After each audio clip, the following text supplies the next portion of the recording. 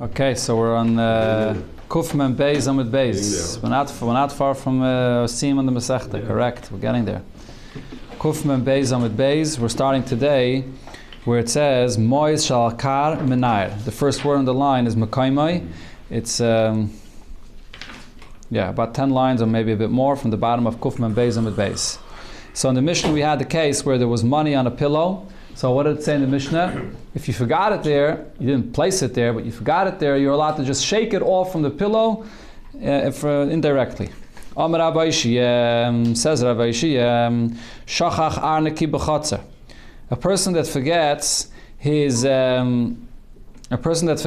a purse of money out in a chatzer, out in a courtyard, and it's Shabbos, and there's money in it. He's going to have a big financial loss if he leaves it there. Maniach alea kikar. You can place a bread on top of this purse, a tinik or a baby on top of it, and then you can carry it together. So now that the purse became a basis, a base for a piece of bread or a baby, which is a davar mutter to carry, so even though the purse itself is a base for what? It's a base for money, which is muktzah. But now that it also became a base for a davar mutter, it's allowed to be carried. Now this is not something that a person can usually do, to take something which is a base for a davar aser and add something which is a davar mutter, and then it becomes allowed. But according to Rav Oishia, because there's a financial loss over here, the Chachamim allowed you to do this. We don't paskin like this, by the way, as we'll see in a moment, but this is, according to Rav Oishia, a special heter that the Chachamim gave in a case where there's a financial loss. Amar Rav Yitzchak, a similar thing Rav Yitzchak said, Shachach leveina b'chatzer. A person forgot a brick outside in the chatzer that he wants to take in, and it's Shabbos, there's a financial loss. A leveina is muktzah. A brick is we're using for a building, and it's muktzah. Same thing, maniach aleh kikar tinik, you can place a piece of bread or a baby on it, and then a metaltla, you can carry the brick with the non-muktzah item that's on it.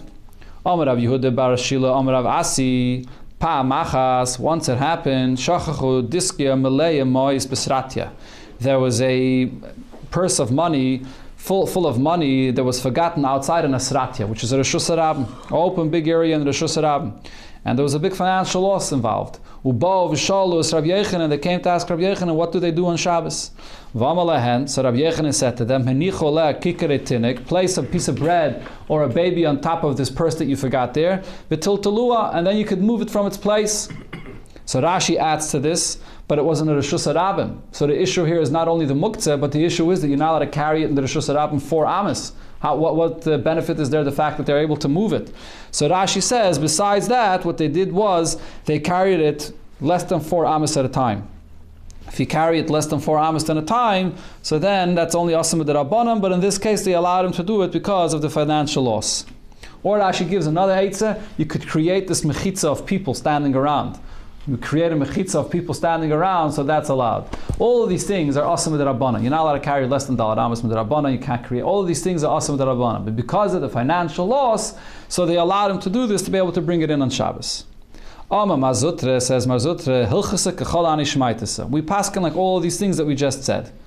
But it's only if you forgot it there. If a person placed it there intentionally before Shabbos, and then he changes his mind, or then he realizes that it's going to get ruined or it's going to get lost, so if you place it there intentionally before Shabbos, you're not allowed to have any of these atadim. Rav Ashi says, Afilu shachach nami loy. Even if the person forgot a purse out in the chotzer, in a Reshus Harabim, you're not allowed to go and do these things, to put something which is non-muktzah, to be able to move it.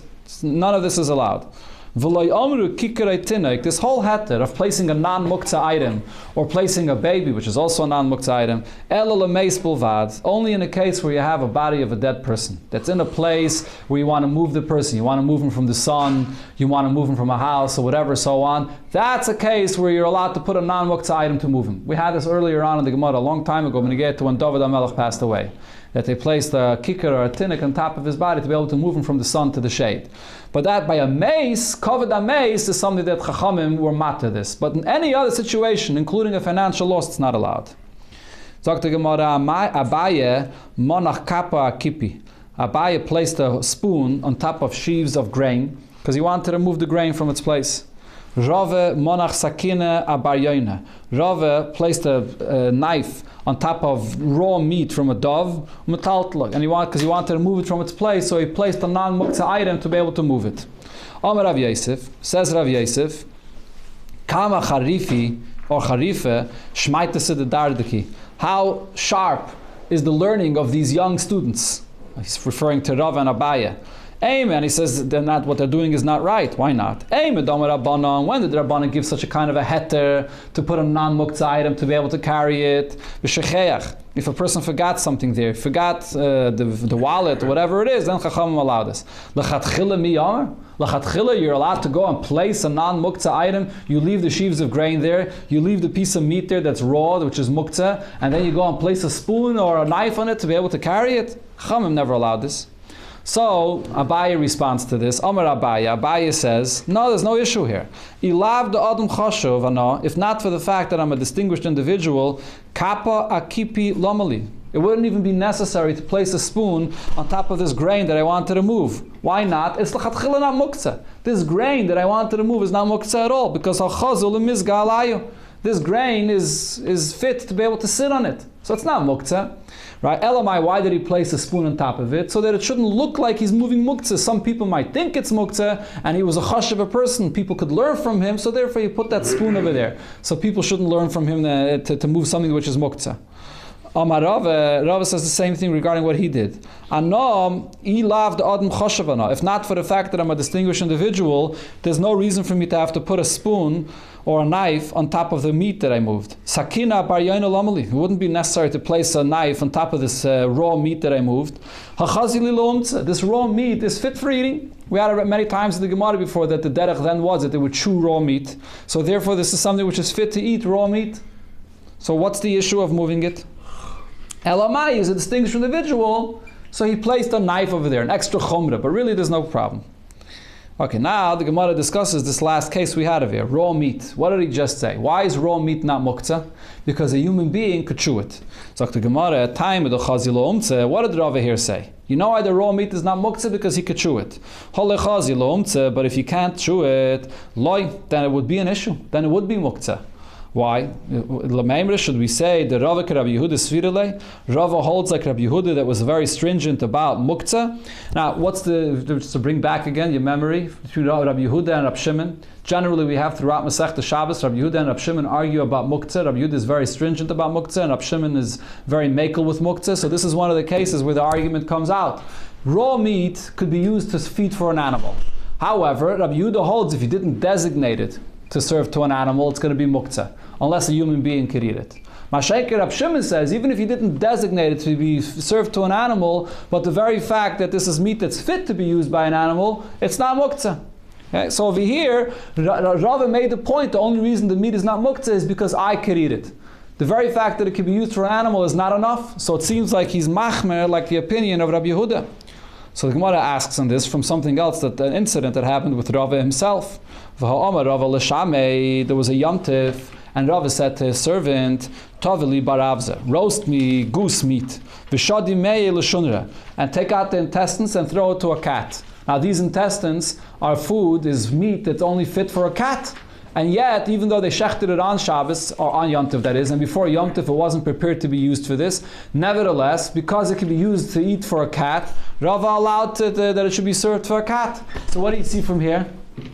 That Rava is paskening like Rab Shimon, that says that if it could be used for a cat, it's not muktzah, even though it wasn't designated for that before Yom Tov. So why did he say over here that the only reason the meat is not muktzah is because he could chew it? And for the Gemara, no. Over there, it actually is designated to be served to the cat. Why is that? Hassam, in that case, Kiv in the Misrach Daite Lavei, what happens when you are going to shecht this goose over here? If you shecht this goose, and you're not going to serve, you're not going to do anything with this intestines, it's going to get spoiled, right? There's no fridges, it's going to get spoiled. So me'esmoil, so daiti lavei me'esmoil. Already from yesterday, this is what he's thinking. He's thinking that I'm going to shecht this tomorrow. I don't want to shecht it today. If I shecht it today, it's not going to be fresh. I'm going to shecht it tomorrow. What am I going to do with the intestines of the animal? I'm going to give it to a cat, or from the dove over here. Sorry, not a dove, from a goose. I'm going to give it to the cat. So he's already having this in mind from yesterday. So he designated it to be served to the cat from yesterday. That's the only reason it was allowed. And really, the conclusion of the Gemara here is that Rava holds like Rabbi Yehuda, that was very stringent about muktzah. Not unless it was actually designated for the animal to eat are you allowed to move it. And now the Gemara brings another proof to this. There's another source for the fact that the Rava holds like Rabbi Yehuda. The Rava is stringent about muktzah. Like Rabbi Yehuda, the Darash Rava, because Rava said as follows regarding firewood.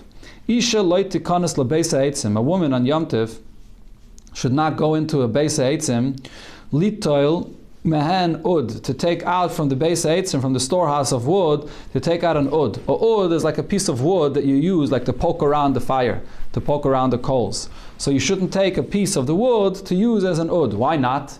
Because you didn't designate it for that. It was designated for firewood. It wasn't designated to be used for this purpose. You're not allowed to take this from here. That's Rabbi Yehuda's opinion. According to Rab Shimon, even if it wasn't designated for that, it doesn't matter. Since it's possible to be used for this, it's not muktzah. But Rabbi Yehuda holds it wasn't designated to be used for this purpose, to poke around the fire with this piece of wood. You're not allowed to take it. Another thing he said, v'ud. You can only use it for firewood, correct. Not for this. Correct. V'ud shenishbar. Well, how about if you do have an ud, which again is this piece of wood that you poke the fire with? It broke, and now it's not even fit to be used for that either. So now, you're not allowed to take this broken piece of this poker and throw it into the fire on Yom Tov. Why not? Because this is nailad. When Yom Tov came in, you intended to use this piece for one thing, to poke fire with it. Now it broke and it's not fit for that, so now you just want to throw it into the fireplace. Can't do that. That's nailad. It's like a new thing. As a new purpose of use, you can't change it. And he brings it the source of this, and we had this a few times. According to Rabbi Yehuda, Lefi shemasikin bekelim, on Yom Tov, if you have a keli and you're short on firewood and you want to use a wooden keli, a wooden chair, or whatever it is for firewood, you're allowed to use it for firewood. But ve'em masikin b'shivrei kelim, if you had a chair that broke on Yom Tov, and now you say, oh, it broke, so I have nothing to do, I can't sit on it anymore. So what am I going to do with it? I'm going to throw it into the fire. According to Rabbi Yehuda, you're not allowed to do that. Why? Because when the chair broke, it's like a new thing, it's a new metzias. Before it was fit for sitting, and now it's something different, it's new. Now it's for firewood. So therefore it's nailad, you're not allowed to use this on Yom Tov. Rab Shimon doesn't hold of the muktzah of nailad. Rab Shimon says that there's no such a thing as nailad. That you can, it's a chair that before it's designated as a chair and it's wood, it could be used for firewood, now it could be used for firewood. So Shmami, no, we clearly see that Rava paskin like Rabbi Yehuda regarding the stringency of muktzah. Zok the Mishnah, Beis Shammai Yoimrim.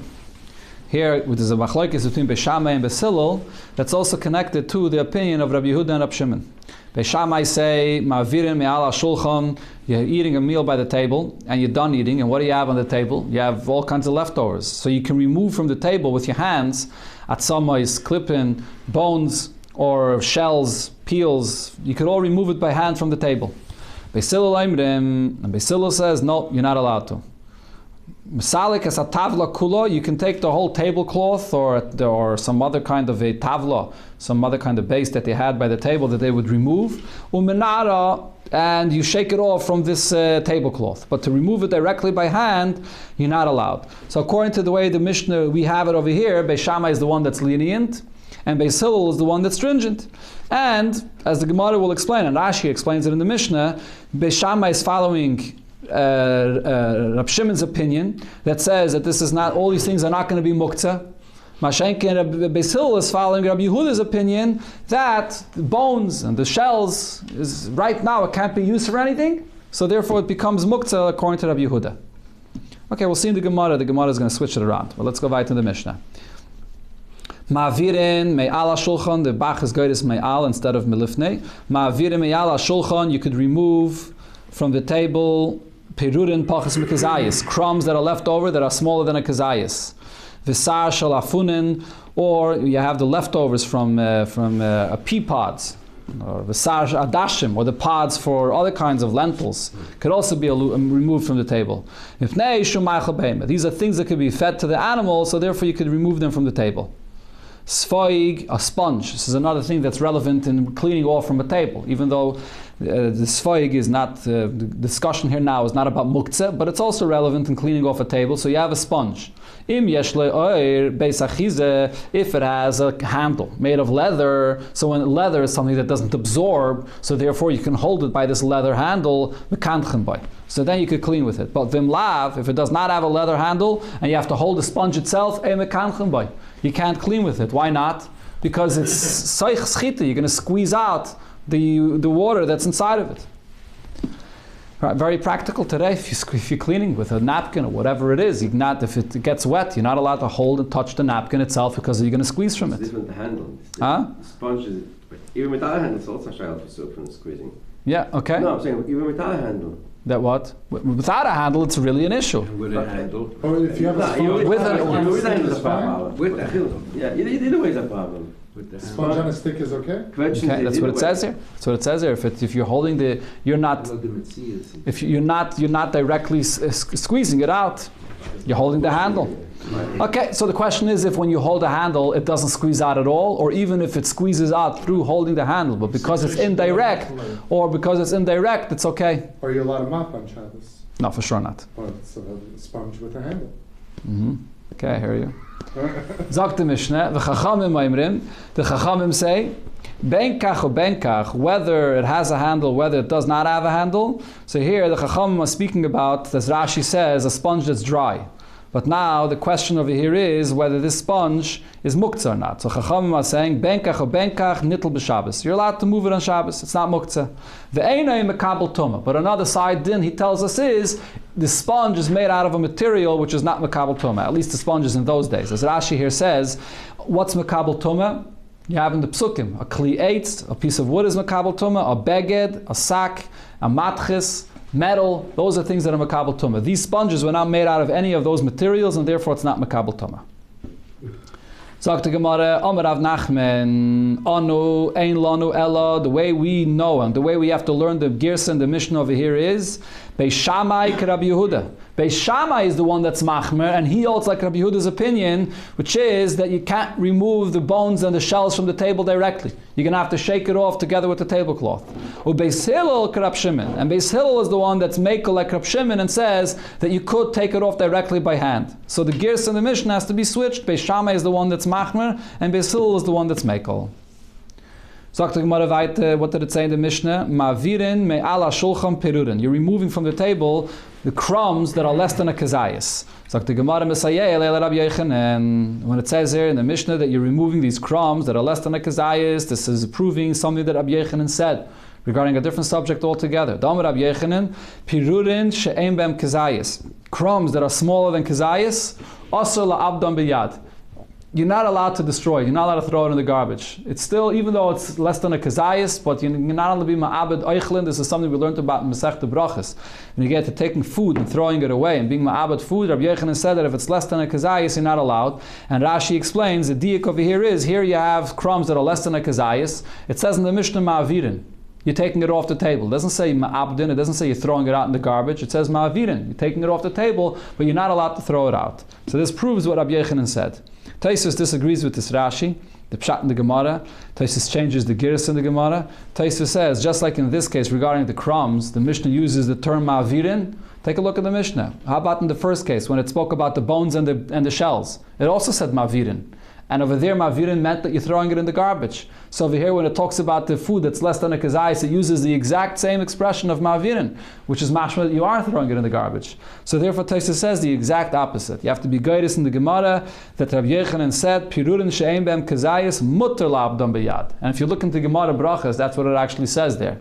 That if it's smaller than a kazayis, you're allowed to throw it in the garbage. And the raya is because we are comparing the ma'avirin that it says regarding the bones and the peels and the shells to the ma'avirin that it says by the food that's less than a kazayis, that you're allowed to take it off the table and throw it in the garbage. That's Tosfos' pshat. The shayla, what's the pshat in the Rashi? It's tzarechim, but that's the way Tosfos learns in the Rashi in the Gemara. Why not? Bizu Yechlin, we had a whole sugi over there about Bizu Yechlin, Ibud Yechlin. It's a whole, we learned the whole Gemara in Brachas. Zok the Gemara, the next thing we learned in the Mishnah was Sar Shalafunin, when you have pea pods, or pods that from lentil pods, then they could take them off. They're not muktzah because it could be fed to an animal. Mani, whose opinion is this? Rab Shimoni. This follows Rab Shimon, the Leslie muktzah, that does not hold of the stringency of muktzah. According to Rabbi Yehuda, you did not designate it in advance for this. You were eating the peas, you were eating the lentils, and now there's the leftovers of it. It's muktzah. Right? But according to Rab Shimon, because it can be used for an animal, it's not muktzah. So where the Mishnah is following the lenient opinion of Rab Shimon. What's the next case it says in the Mishnah? Sfoig, the sponge, im yesh lebeis achizim mekanchem. But if it has a handle, you can wipe off with it. Vim lav, if it does not have a handle and you have to hold the sponge itself, ein mekanchem boy, you can't wipe with it because you can squeeze out the liquid from it. So whose opinion is this? Asan Rabbi Yehuda. This follows Rabbi Yehuda's opinion. Why? The Amad Dovashem Eskaven Asa. Rabbi Yehuda is the one that says that when you do something and you're unintentionally doing a malacha, it's forbidden. But according to Rab Shimon, it should be allowed. You're not trying to squeeze. What are you trying to do? You're trying to clean the table. You're not interested in squeezing out the water from it. So according to Rabbi Yehuda, it's Asa. According to Rab Shimon, it's allowed. So part of the Mishnah is Rab Shimon, the next part is Rabbi Yehuda. And for the Gemara, no, Baha afil Rab Shimon Maida. In this case, even Rab Shimon agrees. The Abai v'Ravad Amri Tavayu Maida Rab Shimon v'Psik Reisha v'Lo Yamos. Rab Shimon's Maida in a case where it's Psik Reisha, where it's for sure going to squeeze out. When you hold it, it's definitely going to squeeze it out. In such a case, Rab Shimon definitely agrees that it's Asr. That's probably the answer about the map. It's definitely going to squeeze out. And the case where the Mishnah before said that you hold it by the handle, it's a case where it's not going to squeeze out by holding it from the handle, and therefore it's allowed. Zakte Gemara Hani Garinin, the Tamri Armiaisa. So these pits from the Tamarin, from the dates that are Armiaisa, are from our Armenian dates. Now the story with these dates are, as Rashi here explains, they're not good dates. Human beings don't usually eat them. They're l'chatchila designated for animals to eat. So therefore, you're allowed to move them on Shabbos. Even now you have only the pits, it doesn't matter. The whole date was l'chatchila designated for animals, so therefore, just like you can feed the dates for the animals, you can feed the pits also for the animals on Shabbos or Yom Tov. But the parsiaisa, but Persian dates, which are good quality, and they're l'chatchila designated for a person to eat. So now when you finish eating the date, now you only have the pits, so the pits are not fit for a person to eat. And they weren't designated for animals either l'chatchila. Elamai, now the pits are left over, so what do you do with them? Asr, you're not allowed to move them in Yom Tov. So or Shabbos that is as well. So where do you put the pits? How do you move away the pits? Shmuel metalteluhu agav rifte. Shmuel would move away these pits together with bread. He would place it on top of bread, and then together with the bread, which is mutter to move, he would move away these pits.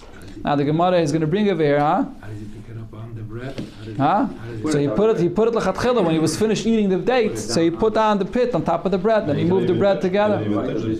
Well, you could take it out of your mouth. No, I mean that's the derech achila. That's the way you eat. Yeah. He's allowed to take it. Yeah. So he put it down, and he put it down on the bread. Gemara here is going to bring different Amoraim how they dealt with this big problem of getting rid of the pits. Sharnem Shafaz Simin. So first the Gemara explains what Shmuel did. Shmuel was using bread to remove these pits. Shmuel Taimei. Shmuel follows his opinion. And Shmuel says, we learned this in Brachas, a person could do any of his needs that he wants. He can use bread for something else. Usually a person is not allowed to use food for something, but over here, Shmuel's opinion is that you're allowed to use the bread to be used for something. What did Rabba do with these pits? Rabba metaltalahu agav lakna. Rabba would use it together with a pitcher. He would place it on top of a pitcher of water, and he would move the pitcher of water out, and he would move the pits out as well. Lakna de maya, that is, the pitcher of water. Rav Huna bereid Rav Yeshua, Ovid Kegraf Shalrei. Rav Huna bereid Rav Yeshua, when he would eat it, he would create a pile of these pits. And once he had a pile, so then it was like like a Graf Shalrei, which is waste, that's very repulsive, and that Chachamim allowed to move on Shabbos. They dispensed the Isser of Muktzeh. So then he was able to move out the pits once it was a pile. Amle Ravashi, so Ravashi said to him, Ravashi said to Meimer about this, are you allowed to do this? Are you allowed to create a pile of something which is repulsive and then move it out? If it happens to be that there's something which is very repulsive that's there, then b'diavad you're allowed to move it out, but you're not allowed to create this pile of chatchila. So therefore he didn't like this eitzah. Rav Sheshes zarek lo belishnet. Rav Sheshes would spit it out with his tongue till he's far away, it should be out of his place. Rav Papa zarek lo acheri amita. Rav Papa would spit it out behind the bed that he was sitting on. And those times they would sit on these couches and eat. So he would spit it behind the couch. Well, the wife is not. I guess. Amru olav Rab Zchariah ben Avkulis. Similar, they said regarding Rab Zchariah ben Avkulis, shayimachs upon acheri amita. He would turn his face behind the place, behind the bed that he was sitting on, zarken, and he would spit it out over there. Hadran alach neitel adam es benayir. What was Allah? You're allowed to spread the table? You allowed to? Wipe up the table? Yeah, Vada. Yeah, we pass like Rav Yehuda. Okay, Zok the Mishnah Chavis Shenishbera. We begin a new subject. This is similar to the subject that we had before, Benegeta, fire. What do you do when you have a fire, right? So you can save things. To what extent could you save? So over here, we have a barrel that's broken, a barrel of wine that breaks. Chavis Shenishbera. It breaks on Shabbos. Matzilin heimena mazon shalish sudas. How much wine are you allowed to save from it on Shabbos? Enough for 3 sudas. And you can invite and tell others to also come and save from this barrel that's broken. But how much? Rashi says they could also come and save only enough for 3 sudas. Now, what's the issue over here? Why shouldn't you be allowed to save as much as you want? So the issue is because we learned about this before already. It was quoted before. If you're going to allow to save as much as you want, a person might come and bring barrels from the Rishus Harabim. He might come and carry on Shabbos out of these bohol, and he might bring places and carry to save it. Or another chashash that Rishonim say over here is that if you allow a person to save the entire wine, he might end up coming to repair the barrel itself. So Chachamim put a certain gzeira of how much you could save to be the person should remember not to end up doing a malacha on Shabbos while he's saving this wine. Bulvad, there's one way that you're not allowed to save shalai yispaik. You're not allowed to sponge up the wine into any cloth. Ein seichten, so now we mentioned schita. The Mishnah is going to talk about the halachas of schita. Ein seichten es aperes. You're not allowed to squeeze out fruits for its juice. To take out the juice in Shabbos. This is the Isser of Schita, which is a tilde of Dosh. Dosh is when you separate the kernels from the husk, separate 2 things that are together. It's the same thing in Schita. You're squeezing out the juice that's inside the fruit. So you're not allowed to squeeze out the juice from a fruit on Shabbos. Vim yatsa me'atzmon. How about if there's juice that's coming out, that's oozing out on its own? Asurin. It's also for you to drink this. There's a gzeira. If you're going to come to drink this juice that oozes out on its own, you may come to actually squeeze it. Rabbi Yehuda says it depends. Not always it chachamim make a gzeira. If this is fruits that are designated for eating, not for squeezing, mutter. So then, even if there's some juice that squeezes out of it, for example, you have these eating oranges. They're not designated for juice oranges. They're eating. So if there's some juice that comes out of it, you're allowed to drink the juice as well, because there's no chashash that the person is going to come to squeeze them. They're not designated for squeezing. But if they're juice oranges, they're designated for squeezing, so then the hayetzemen also. If it's designated for mashkin, so then hayetzemen also what oozes out from it, you're not allowed to drink because there's a gzeira that you might come to squeeze more. Sagt der Mishnah weiter, Chalois Dvash. You have the honeycombs. Sheriskan meres Shabbos. You already chopped it before Shabbos, and the honey starts oozing out. V'yotzu ma'atzman, and the honey is flowing out on Shabbos itself. Asurin. You're not allowed to eat from that honey that's flowing out. Why not? Again, it's a gzeira that you might come to chop this on Yom Tov on Shabbos itself. But Rabbi Eliezer matter. Rabbi Eliezer says no, Chachamim did not make this gzeira. There's honeycombs that are not chopped, and that's a gzeira that you might chop it, and that's an isser to chop it on Shabbos. It's a malacha of kaitzer, I believe. The Gemara says before toilish, you're removing it from its source, and if it's oozing out on its own, there's no gzeira, and you're allowed. Sagt the Gemara, Tana, we learned over here, lo yispaig biyayin. You're not allowed to sponge up the wine, v'lo b'shemen, and you're not allowed to sponge up oil. Not to do the same way a person is doing during the week. So over here, what it's talking about is when a person has wine that's spilled out, or you have oil that's spilled out, so a person sponges it up to be able to put it back into the barrel. So it's being done. Rashi says the person does it with his hands. He's sort of picking it up, the oil, with his hands and putting it back into the barrel. It's not allowed to be done. This is something which is also because of uvdin dechayil, the way it's being done during the week. Tana Rabbana, we learned in the Braise, Nespazru loy peiris b'chotzer. A person that has peiris, he has a basket of fruits, and it fell out, it got spread out in the courtyard. Milakit al yad v'oichel, you can collect one at a time and eat them. Aval loy l'techa sal v'loy l'techa kupa, you're not allowed to walk around in your courtyard and collect all these fruits to place it back into the basket or into a box. Because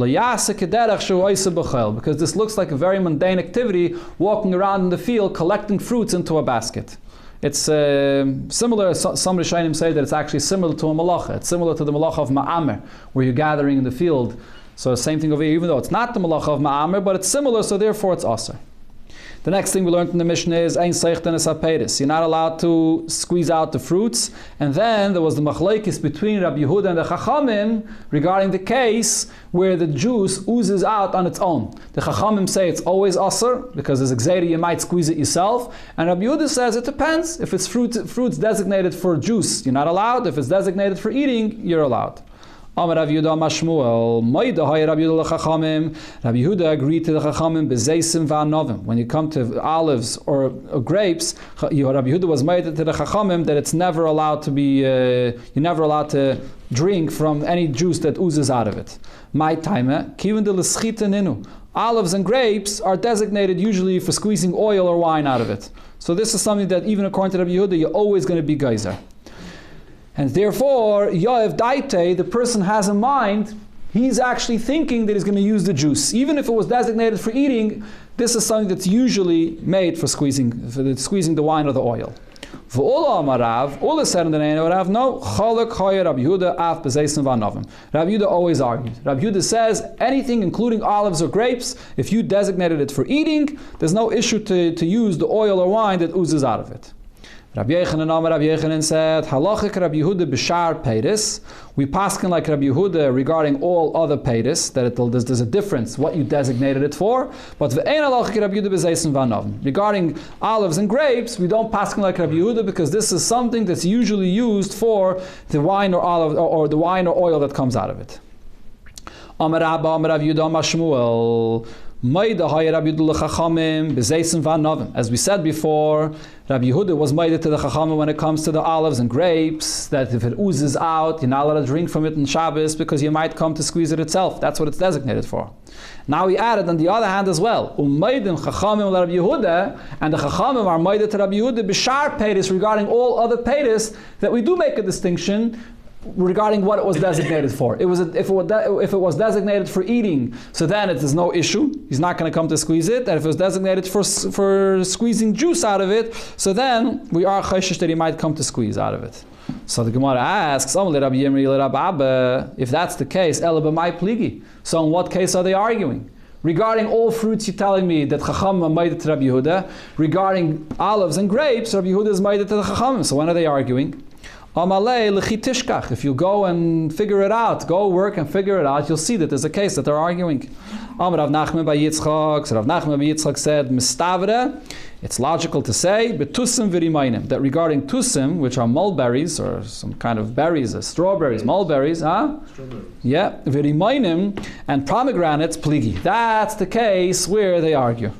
Why? And he brings this from a Braise. The Tanya we learned in a Braise, Zeisim, Shamashach men shemen, when you have olives, that oil is just oozing out.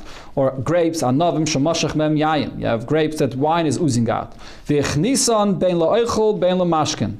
And this person, he designated these grapes or olives, whether he designated it for eating, whether he designated it for the oil or wine, hayetze men aser. Whatever is oozing out, you're not allowed to use in Shabbos because usually they are designated for the oil and wine, and therefore there's a chash, he might squeeze more. Tusim shemashach mem mayim, v'rimayim shemashach mem yayin, the strawberries or the pomegranates, that there's juice coming out of it, v'echnisan la'oichlin, if the person put it aside for food, then ayetzemen mutter. You put it aside to eat, so then we're not chayshish, you're going to squeeze more, so whatever comes out is allowed. Lamashkin, if you put it aside for squeezing out the juice, and then he adds all the stam. Even if you just stored it stam, he didn't have in mind anything. Hayetza mehen aser, whatever oozes out of it is aser. Divrei Rabbi Yehuda. This is Rabbi Yehuda's opinion. The Chachamim oimrim, regarding this case, regarding the tusim and the rimainim, the Chachamim say bein la'oichlim, bein la'mashkin, hayetza mehen aser. Either way, there's a chashash, you might come to squeeze it, and it's going to be aser. So we see clearly here in this brayse, what's the case that the Chachamim and Rabbi Yehuda argued about? The case of the strawberries and the pomegranates. So regarding Zaysim and Anavim, they did not argue. Regarding all other peiros, they also did not argue. Only regarding the Tusim and the Rimainim, that's the case that they argued.